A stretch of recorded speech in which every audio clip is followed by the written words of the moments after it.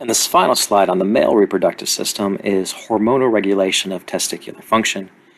And here's the HPG axis that we saw at the beginning of this chapter. H, hypothalamus, P as in pituitary gland, and G, gonad, in this case the testes. In the male, your HPG axis.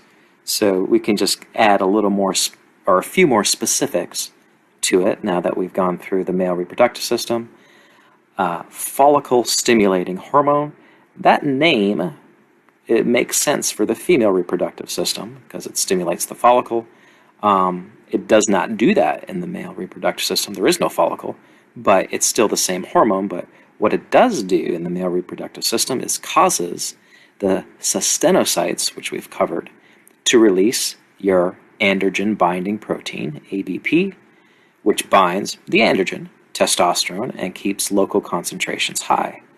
So there's hypothalamus influencing the anterior pituitary through the gonadotropin releasing hormone, right? And that releases our follicle stimulating hormone, FSH, from the anterior pituitary, which goes to the male gonad, the testes, and there it is, causing the cystinocytes here in the seminiferous tubules to release ABP, androgen binding protein, which binds to testosterone that keeps the local concentration of testosterone high so we can go through spermatogenesis, so the male reproductive system can go through spermatogenesis and produce sperm. And then also the luteinizing hormone gets released. And again, this name, luteinizing hormone, makes sense for the female reproductive system because that's what it does, luteinizes, and we'll see that when we get there. But the male has the same hormone, but its action is to stimulate the interstitial endocrine cells to secrete testosterone. So there's LH, luteinizing hormone. There's the interstitial cells, one of our 4 types of cells that we went over. And these interstitial endocrine cells will secrete testosterone. And that's what ABP binds to, androgen binding protein. The androgen it's binding to is testosterone. And that's what promotes spermatogenesis. And of course, testosterone, if the levels get high, it will inhibit this process from occurring, inhibit the release of FSH and LH.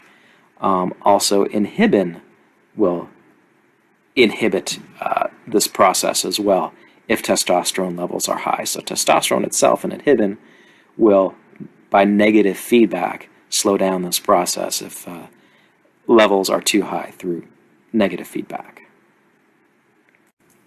So here we're looking at plasma levels, blood levels of testosterone, which we see in red, and sperm production, which we see in a dotted blue line, versus the age in males. So what we're looking at here is a fetus from 0 to 9 months. It's fertilization when sperm meets egg.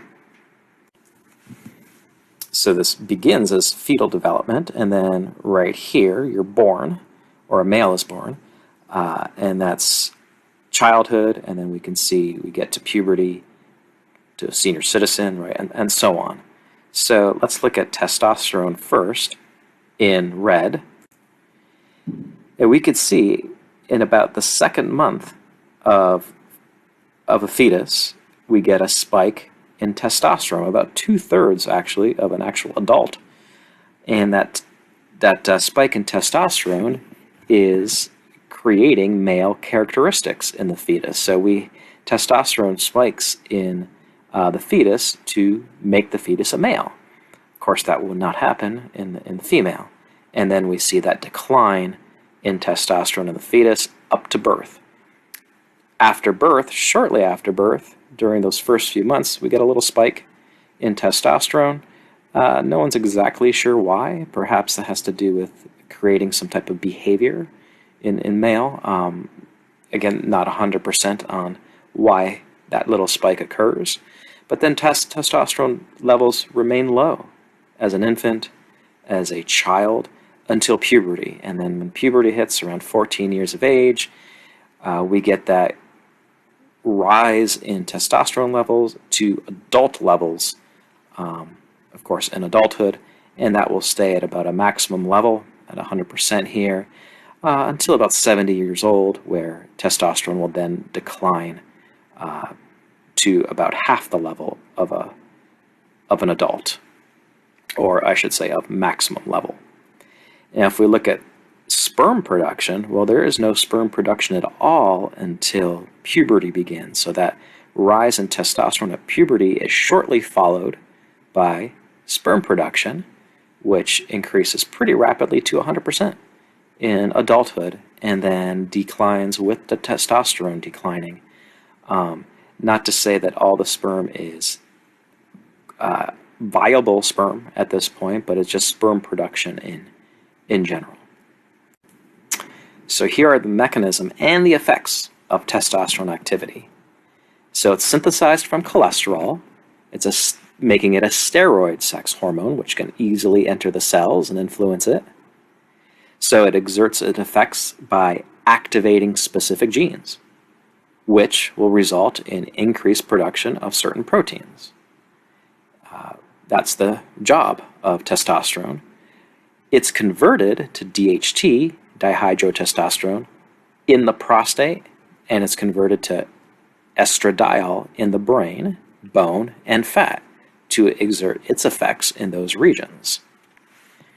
It prompts spermatogenesis, which we know, and causes all accessory organs to grow to adult size and function. So something I didn't mention maybe a little earlier, I'll go to it now. Here we are.